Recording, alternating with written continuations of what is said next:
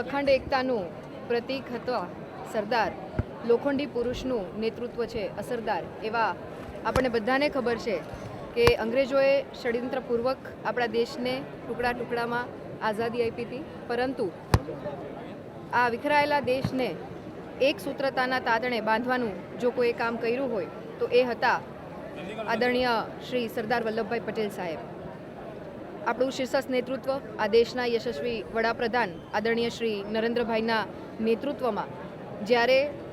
રાષ્ટ્રીય એકતા દિવસ એટલે કે સરદાર સાહેબના જન્મદિવસને સમગ્ર દેશમાં એક મજબૂતાઈથી ઉજવવાનો અને આ દેશનો ગૌરવશાળી ઇતિહાસ સમગ્ર દેશની યુવા પેઢી અને ભાવિ પેઢીને થાય એના પ્રબળ સંકલ્પ સાથે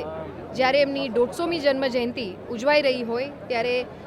જામનગરના જિલ્લાના વહીવટીતંત્ર તેમજ કોર્પોરેશનના સંયુક્ત ઉપક્રમે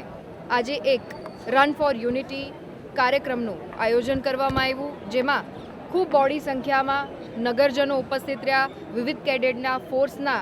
યંગ બ્રિગેડિયર્સ અને યંગ જનરેશન છે એ ઉપસ્થિત રહી, તેમજ યુવાધન ખૂબ સરસ સંખ્યામાં ઉપસ્થિત થયું છે. નગરજનો પણ આ રન ફોર યુનિટીમાં ખૂબ ઉત્સાહ દાખવી અને જોડાયા. ત્યારે અમે